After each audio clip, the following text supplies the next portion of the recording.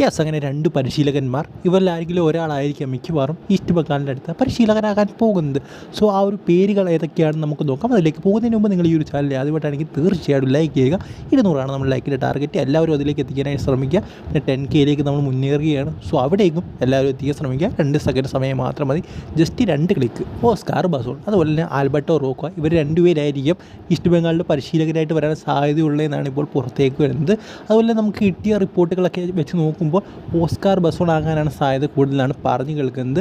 അദ്ദേഹമായാലും Alberto റോക്കെ ആണെങ്കിലും ഒരുപോലെയാണെന്നാണ് എനിക്ക് തോന്നുന്നത്. പക്ഷേ ആൽബർട്ടോ റോക്കയുടെ കാര്യം ചോദിക്കുകയാണെങ്കിൽ അദ്ദേഹം കുറച്ച് പൈസ കൂട്ടി ചോദിച്ചതായിട്ടാണ് നമുക്കിപ്പോൾ അറിയാൻ സാധിക്കുന്നത്. ഇത് വലിയൊരു ഓഫറാണ് നമ്മുടെ ആൽബർട്ടോ റോക്ക് ചോദിച്ചിരിക്കുന്നത്. ബട്ട് ഓസ്കാർ ബസോൺ അത്രയും ചോദിച്ചിട്ടില്ല എന്നാണ് അറിയാൻ സാധിക്കുന്നത്. ഓസ്കാർ ബസോണിൻ്റെ കാര്യം നോക്കി കഴിഞ്ഞാൽ അദ്ദേഹത്തിന് നല്ലൊരു റെക്കോർഡ് ഹിസ്റ്ററി ഉള്ളൊരു താരമാണ്. ബസുന്ധര കിങ്സിൻ്റെ 3-4 വട്ടം ട്രോഫി അടിച്ചൊരു പരിശീലകനാണ്. അതുപോലെ ബംഗ്ലാദേശിൻ്റെ നാഷണൽ ടീം കോച്ചായിരുന്നു. സോ അത്ര ക്വാളിറ്റി ഉള്ളൊരു കോച്ചാണ് അദ്ദേഹം. അതുപോലെ തന്നെ ഇപ്പുറത്ത് നോക്കിയാലും ആൽബർട്ടോ റോക്ക ബംഗളൂരു FC ഒരു സമയത്ത് കത്തിയുന്നത് അദ്ദേഹത്തിൻ്റെ കീഴിലാണ്.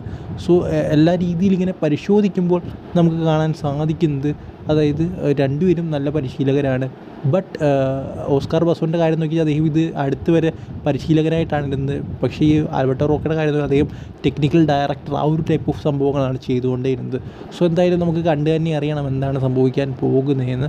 എന്തായാലും ഇവർ രണ്ടുപേരും ഒരാളാകാൻ സാധ്യത വളരെയധികം കൂടുതലാണ്. പിന്നെ സൈമൺ ഗ്രീസിൻ്റെ പേരൊക്കെ പറഞ്ഞു കേട്ടിരുന്നു. എന്തായാലും നമ്മൾ എപ്പോഴും അപ്ഗ്രേഡിനല്ലേ നോക്കുന്നത്. കാൾ സ്കൂട്ടായിട്ട് പോയി കഴിഞ്ഞാൽ അതിനേക്കാളും നല്ല പരിശീലനം. ഒരു അപ്ഡേറ്റ് കൂടിയുണ്ട്. അതായത് നമ്മുടെ ഫ്രെഡി ലാലേഗ്മാവിക്ക് ചെറിയൊരു ഇഞ്ചുറി ഉണ്ടെന്നാണ് നമുക്ക് മനസ്സിലാക്കാൻ സാധിക്കുന്നത്. സോ അദ്ദേഹം ഇന്നത്തെ മാച്ചും അതുപോലെ തന്നെ അത് കഴിഞ്ഞുള്ള മാച്ചുകളൊക്കെ കളിക്കുമോ ഇല്ലയോ എന്നുള്ള കാര്യങ്ങൾ അറിയണം. എന്തായാലും ചെറിയ ഇഞ്ചുറി ആണെന്നാണ് പുറത്തേക്ക് വരുന്നത്. സോ മിക്കവാറും ഈ ഒരു മാച്ച്, അതായത് അടുത്ത് നടക്കാൻ പോകുന്ന മാച്ച് അദ്ദേഹം കളിക്കില്ല. ഇനിയും ഫിഫ വിൻഡോയ്ക്ക് ശേഷമുള്ള മാച്ചുകൾ അദ്ദേഹം കളിക്കാനുള്ള സാധ്യതയുള്ളതെന്നാണ് എനിക്ക് തോന്നുന്നത്.